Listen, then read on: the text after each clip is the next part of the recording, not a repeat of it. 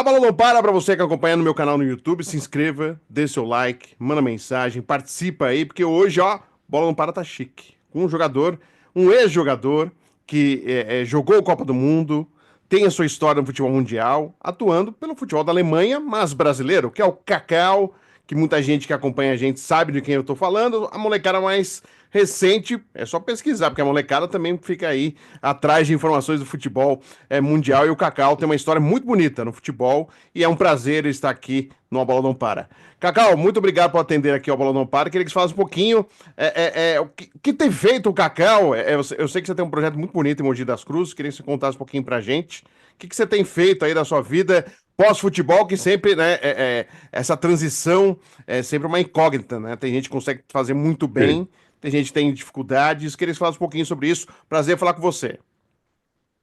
Beleza, Fred, obrigado pela introdução. Eu hoje tem 8 anos que eu parei de jogar futebol profissionalmente e desde então tenho feito alguns cursos, fiz curso a licença de treinador na Europa, A e B, ou B e A. Fiz também um curso de gestão de esportes na Alemanha para me preparar para o caminho depois da carreira. E hoje, entre outros, eu tenho um trabalho como embaixador do Stuttgart, na Alemanha, e a gente tem feito um trabalho para reintroduzir, na verdade, a gente tem chamado de lendas, né, os jogadores importantes do Stuttgart que fez história no clube, reintegrar o clube, trazer para participar de eventos com patrocinadores, interagir com a torcida, e tudo isso tem sido um trabalho muito satisfatório, algo que não tinha no Stuttgart e algo relativamente novo na Bundesliga, e tem sido bom fazer parte disso. Além disso, eu tenho uma agência junto com um amigo, e como você já citou, a gente tem desde 2013 um trabalho social aqui em Mogi das Cruzes. E a gente está, inclusive, comemorando hoje, sábado, dia 21 de dezembro, uma festa de Natal e a parceria oficial também com o Stuttgart, que depois de tanto tempo também vai estar apoiando diretamente o projeto e as crianças. A gente está bem ansioso com isso, então hoje vão estar participando 180 crianças, né, desse evento, e a gente tem um trabalho aí desde 2013 com aproximadamente 80, entre 80 a 100 crianças a cada ano, que a gente dá o apoio e tenta criar oportunidades através desse projeto.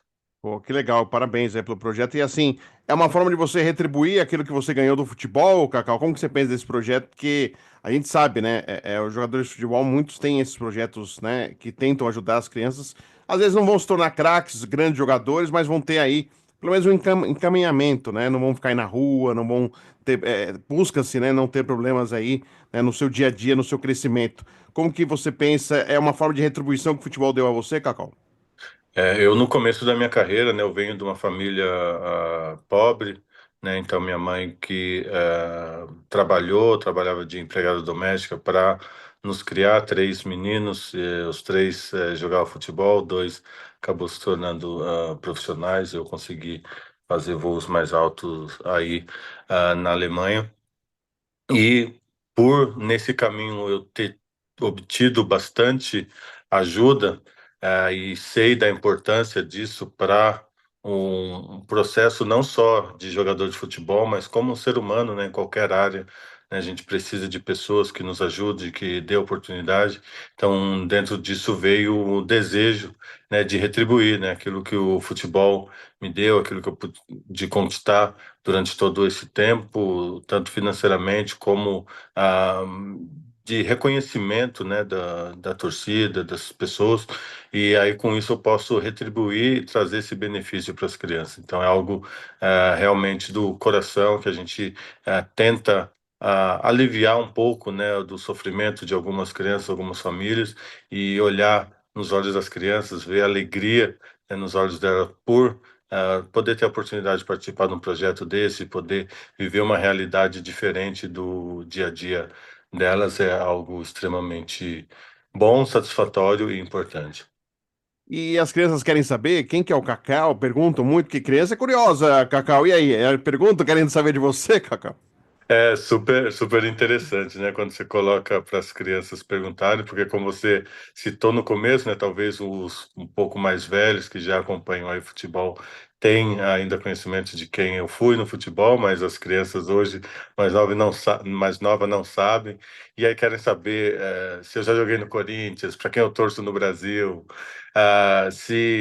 contra quem eu já joguei, se joguei contra o Cristiano Ronaldo, contra o Messi. Então são tudo isso perguntas que as crianças fazem, e aí eu vou falando para elas, né? A gente jogou contra o Barcelona, jogou contra o Messi e tal. Eu pude marcar, né, na época, na Champions League contra o Barcelona, e as crianças fazem um olho grande, eu mostro foto para elas, elas ficam, então, admiradas e agradecidas, né, de poder encontrar com alguém que realmente jogou no nível alto. E muitas vezes eu tento, ou lido também de maneira bem tranquila com isso de, né, o tempo passa, a gente já não tem mais a plataforma que a gente tinha antes de visibilidade, então a gente faz uma interatividade ali bem interessante. Aí é legal mesmo, com certeza, e a criançada deve ficar sempre animada em querer saber notícias, saber informações, né, de quem que tá aqui comigo, né, e acho que essa curiosidade é bem Exatamente. legal, né. Ô, Cacau, e aproveitando, a base você fez aqui no Palmeiras e no Nacional, não foi isso? Eu queria que você falasse um pouquinho da sua origem no futebol, né, porque assim, hoje a gente tá vendo o Palmeiras, quando você fez a base, eu tenho certeza, e eu fui setorista do Palmeiras pela Jovem Pan 15 anos, né, acompanhando o Palmeiras no dia a dia. A base não era valorizada no Palmeiras, e hoje a gente vê totalmente diferente. Hoje a base está rendendo muito dinheiro. Tem gente que não chega nem ao profissional já está sendo negociado. Ou se não, está sendo aproveitado. A gente vê casos. O Andy que tá no Real Madrid, o Estevão está indo para o Chelsea, né? Então você vê nomes aí, fora o Luiz Guilherme que foi para Inglaterra também. Como que foi para você essa caminhada e essa base do Palmeiras que mudou a característica, aquela que não dava oportunidades ao jovem no profissional, hoje dá e está rendendo frutos financeiros ao clube? Sim, na verdade eu fui para o Palmeiras em 93, né? Eu jogava aqui em Mogi das Cruzes, né? Os campeonatos regionais aqui.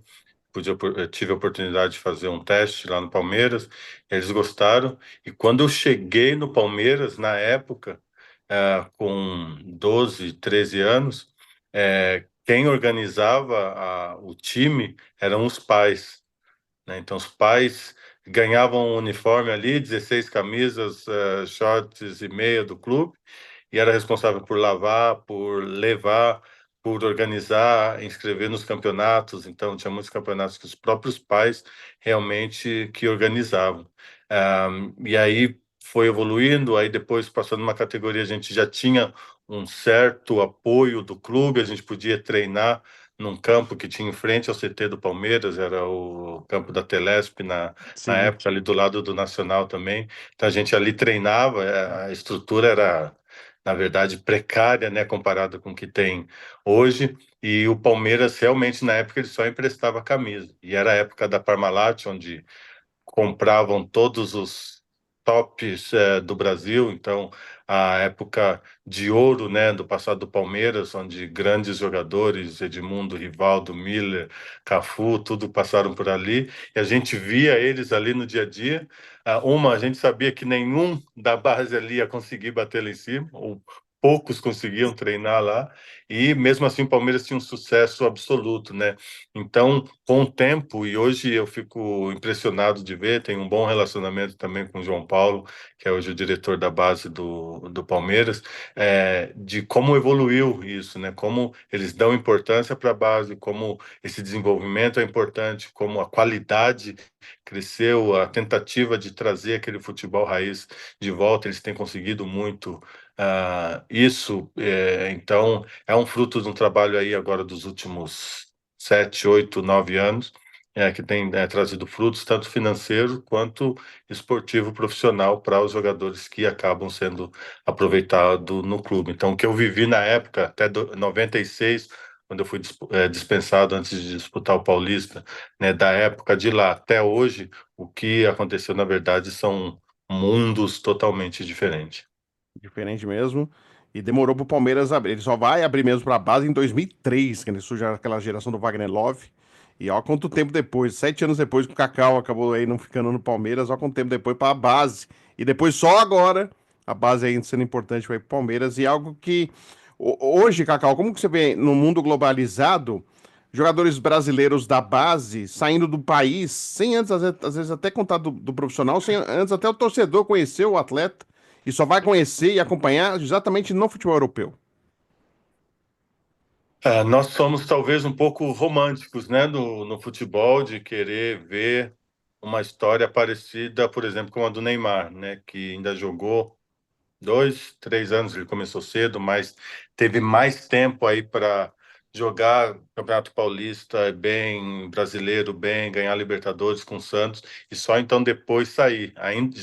Ainda era novo, mas mesmo assim teve uma passagem longa até no Brasil antes de sair.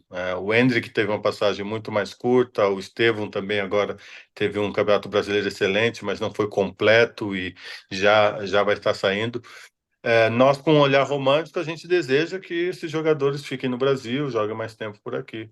Por outro lado, a base, né, é o trabalho deles também, né, fazer evoluir esses jogadores, levá-los ao nível máximo e depois acabar negociando, né, com esses jogadores para financiar a base, financiar o clube, e esse é o trabalho.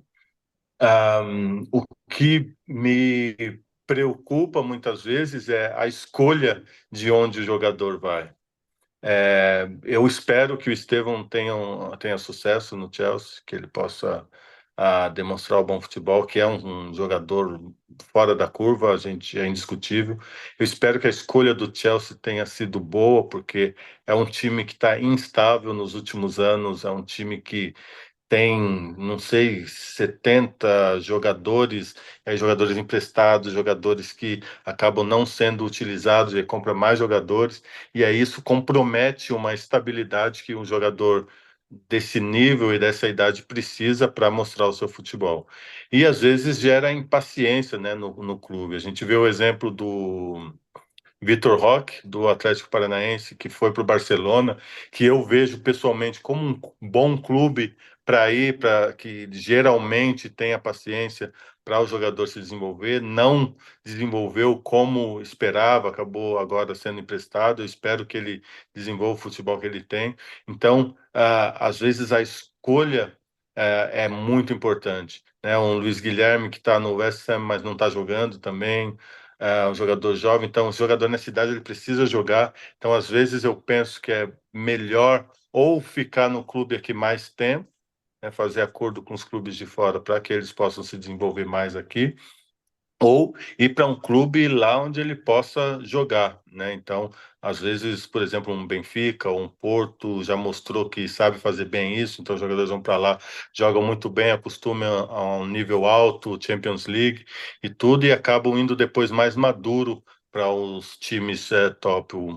O volante Bruno Guimarães, Bruno né, que Guimarães. foi para o Lyon, né, é um clube expressivo, mas não é top de linha da Europa. Foi ali, desenvolveu um futebol excelente, jogou num nível altíssimo e dali saiu e acabou se destacando também nos passos seguintes. Então, eu vejo que a escolha é muito importante do próximo passo depois do Brasil e às vezes muitos querem um passo, não sei se é o jogador ou o próprio clube aqui que vende ou os empresários, eu acho que é uma soma de tudo isso, acabam querendo nomes grandes, mas às vezes um caminho intermediário não é de todo ruim. E, Cacau, até aproveitando assim, você que foi um exímio finalizador, né? Um goleador, um atacante, sabia colocar a bola na rede. Como que você tem visto? A gente tá vendo assim, no futebol brasileiro, né? Alguns problemas de fundamento, né? E atacante que não faz gol. Não faz, o cara vai, tem 4 gols na temporada. Tem 5 gols na temporada. Como que você tem visto isso, assim, Cacau? Assim, porque pra gente que tá acostumado, né, o futebol brasileiro de velocidade de ataque, do 1 contra 1, da habilidade dos gols, ver um atacante, assim, com uma média de temporada de 4, 5 gols, parece uma coisa que, né, a gente vai ver, ele fica cara a cara com o goleiro, não tem poder de decisão, uma bola mais difícil, tem dificuldade. Como que você vê agora que a gente tem encontrado aí atacante que não sabe fazer gol, por exemplo, Cacau? É, assim, felizmente ou infelizmente, é um problema mundial, há de se dizer, né? O Harry Kane foi vendido para o Bayern de Munique por 100 milhões com 30, 31 anos de idade. Então, e tá marcando gol, indiscutível a qualidade dele, mas isso só mostra que a geração por trás não tá vindo, né? A Alemanha tem problemas seríssimos com atacantes, não tem número 9 na Alemanha que represente ali a seleção e que também marque constantemente. E é um problema também real no Brasil, né? Nós que estamos acostumados, né? Eu cresci na época da seleção de 90 com Careca, ah, Miller, né? Bebeto, Romário. Depois vem 94, Romário, Bebeto, Miller no banco, né? Quem viu o Miller jogar, né, sabe da qualidade. Tipo, discutir. Depois vem as outras gerações, a época do Ronaldo, depois Adriano. Então, jogadores que um Giovanni Elber, talvez alguns ainda lembrem dele, jogou no Bayern Jogou de demais. Munique, é um ícone na Alemanha, e no futebol europeu. Ele teve pouquíssimas chances na seleção brasileira porque a qualidade que tinha ali, os jogadores que estavam ali eram muito fortes. E hoje você tem o contrário, né? Você tem uma dificuldade de achar um atacante que está ali para fazer gol e coloca a esperança no próximo e no final a esperança cai em cima de um jogador como o Endrick, de agora está com 17, 18 anos. 18 É, anos. tipo, poxa, né, cadê a formação, né, do atacante que e eu acho que é exatamente isso, né, que sabe fazer o básico, né? E hoje o fazer o básico já leva ele para um nível acima. Eu costumo assistir jogos com meu filho. Eu falo para ele, ó, presta atenção no jogo. O jogador sai cara a cara com o goleiro. Ronaldo costuma falar muito isso e eu concordo 100%. Cara a cara com o goleiro, ameaça, dribla o goleiro, dá um toque, dá mais um para tirar o goleiro do alcance e põe a bola para dentro do gol com gol livre. Poucos jogadores fazem isso. A maioria quer definir, nervosismo para finalizar. Claro, alguns com um pouco mais de qualidade ou ousadia tenta dar uma cavadinha, mas geralmente é fácil, né? Você ali, principalmente sair de cara a cara, para colocar a bola, driblar o goleiro e fazer o gol.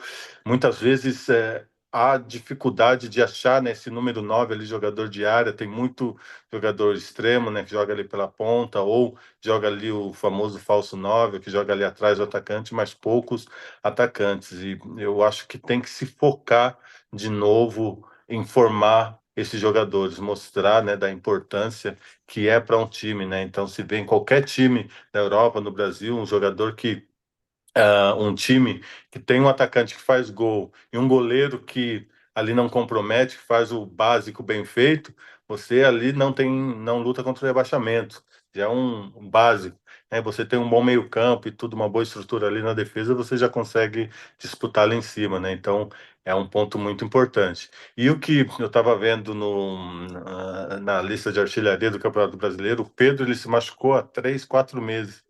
E o Pedro estava até o final lutando Brigando. para ser artilheiro do brasileiro, tipo, positivo para ele, mas negativo para o que tem ou não tem de atacante no Brasil. Eu não consigo dizer se é, por exemplo, uma aposta demais em jogadores já carimbados, mais velhos, que eles esperam uma garantia maior e não dá chance para os mais novos, ou se não tem uma qualidade mínima dos mais jovens que possa ali trazer para o profissional. Então é um dilema no Brasil real e no mundo também. É. E da Alemanha, Cacau, o que que você pode falar da expectativa e da cobrança que existe dos alemães depois da 2014 campeão e duas Copas caindo em fase de grupos, né? Não avançando na competição. Como que tá essa preparação da Alemanha? O que que você pode trazer pra gente para 2026? A Alemanha reconquistou, né, a confiança da torcida depois da Eurocopa disputada, que apesar de ter perdido para a Espanha nas quartas de finais, é, jogou um futebol em partes bonito, mas um futebol lutado, um futebol vivo, com paixão, e o que não tinha, né, desde então 2018, na Copa do Catar também acabaram sendo eliminados na primeira fase, então perdeu a credibilidade com a torcida e reconquistou isso na Eurocopa e vem agora forte para de novo ser uma das, talvez não a top favoritas, mas uma ali que vai brigar e pode surpreender com a qualidade que tem, com a paixão, né, no seu estilo de jogo, que foi trazida de volta pelo Julian Nagelsmann e pelo seu staff, que conseguiu colocar, implantar isso nos jogadores, né? Então, a Alemanha sempre teve bons jogadores, mas o que faltava era uma mentalidade, né? Uma mentalidade ali de entrega, uma mentalidade de querer ganhar, de querer conquistar títulos e vitórias, e a expectativa é grande, né, para a Copa de 2026, onde o time vai estar ali bem preparado, tem se visto uma estrutura ali muito boa, principalmente o meio-campo com o Musiala, Florian Wirtz, né, o Musiala do Bayern, o Wirtz do Bayer Leverkusen, dois jogadores a nível top do mundo, jogadores que eu acredito que nos próximos 2, 3 anos vão estar brigando ali para ser melhores do mundo, né, com qualidade excelente. É, tem, como disse, né, dificuldade com a posição de 9 ali de um centroavante nato e tem se mostrado muitas vezes inconsistente na parte da defesa. Apesar de ter um Rüdiger do Real Madrid ou um Jonathan Tah do Bayer Leverkusen, jogador experiente que joga Champions, mas às vezes tem se mostrado um pouco instável, né? Então, acertando isso e tendo um que saiba marcar os gols ali, eu acredito que a Alemanha pode ir muito longe. O Cacau, a gente está indo, claro, para a parte final da entrevista, mas a Bundesliga para o futebol sul-americano e para o futebol brasileiro. Você acha que está faltando, assim, eu lembro que quando a TV Cultura começou a transmitir na década de 90, né, o campeonato alemão, nós tínhamos vários brasileiros, né, a gente via, assim, e realmente era... Você acompanhava muito mais o futebol alemão na TV aberta do que os outros campeonatos, né? O campeonato italiano na Bandeirantes, né, e na Cultura era a TV, o campeonato alemão. Eu tenho certeza que você lembra disso aí. Mas o que você acha que está faltando, assim, principalmente os brasileiros, né? A gente vê alguns sul-americanos atuando no futebol alemão, mas como que você vê esse momento de entre safra em relação ao futebol brasileiro? Até uma curiosidade antes de dar a resposta para você, né? Eu lembro que eu comecei a jogar na Bundesliga, estava no Nuremberg, vamos jogar um jogo contra o Hertha Berlim, o Hertha estava no topo da tabela, o Nuremberg um pouco mais embaixo, e esse jogo ia ser transmitido na época pela ESPN. E aí, né, o pessoal de casa não tinha TV paga e tudo, foi para o centro da cidade, numa Casas Bahia, eu não sei, pediu, pô, põe no canal tal ali, o meu genro ou o meu cunhado vai estar jogando, o cara viu, deu risada, e no final foi ali o começo para o pessoal acompanhar o futebol alemão e me ver jogar ali na Bundesliga. E é exatamente isso que você falou, antigamente tinha muito mais brasileiro na Bundesliga, isso fazia com que até TV aberta tivesse o interesse de mostrar e as pessoas acompanhavam. É fato que a facilidade para acompanhar o campeonato, quando se tem os conterrâneos, é muito maior do que quando não tem, né? Talvez tirando ali a Premier League, que tem um nível muito alto que acaba todo mundo acompanhando, mas se você não tem os brasileiros, as referências que te levam a assistir, então fica difícil. E hoje eu vejo um grande problema, né, nos últimos 6, 7, 8 anos, onde o brasileiro acabou perdendo espaço ali na Alemanha por N motivos, problema de falta de integração no país, o idioma, o frio, a falta de integração na cultura do futebol da Alemanha, que é um pouco mais jogado, um pouco mais bruto, eu diria, e precisa de mais disciplina tática. Tem um Paulinho que sobra no futebol brasileiro e não conseguiu performar da mesma maneira na Alemanha, por exemplo, no Bayer Leverkusen.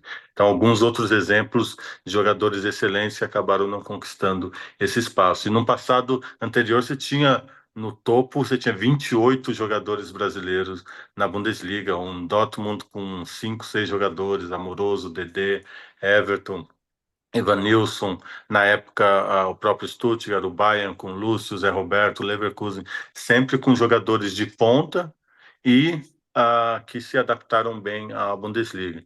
E eu torço para que isso volte, né? Porque a Bundesliga é um campeonato extremamente disputado, tem voltado a ser, né? Já que o Bayern nos últimos anos, antes de o Bayer Leverkusen ganhar o ano passado, ter ganhado 11 campeonatos seguidos, então hoje eu vejo um campeonato mais equilibrado, os estádios cheios, a qualidade do futebol alta. Então, espero que os brasileiros escolham a Bundesliga e estejam dispostos a isso que eu falei para você, né? Ver, inclusive, a Bundesliga como um passo intermediário antes de ir para o topo. E a Bundesliga é um futebol que quem consegue jogar e performar ali, consegue jogar em qualquer futebol do mundo. Com certeza. Poxa, Cacau, foi um prazer falar com você aqui no Bola Não Para, né? E eu desejo muita sorte para você na sua sequência, ajudando o Stuttgart aí, em relação a esses jogadores, é muito importante sempre valorizar a memória, né? A história dos atletas que passaram ao longo aí da história do Stuttgart, né? Do futebol em si. O europeu tem muito essa valorização, né? O americano também. A gente precisa fazer mais isso no futebol brasileiro, né? Esse valor do ex-atleta, né? Pela história que ele tem, né? O clube é histórico porque tem histórias de jogadores juntos, Exatamente. né, vivendo com eles. Então, sucesso, parabéns pelo Muito projeto em obrigado. Mogi das Cruzes, mais sucesso ainda, um excelente 2025 e muito obrigado, viu, Cacau? Perfeito. Obrigado, Fred. Um grande abraço para vocês também. Obrigado pela entrevista. Falamos com o Cacau aqui na Bola Não Para. Se inscreva, deixa o like, manda mensagem, sempre aí com um convidado especial como o Cacau, aqui com você no A Bola Não Para. Um abraço a todos.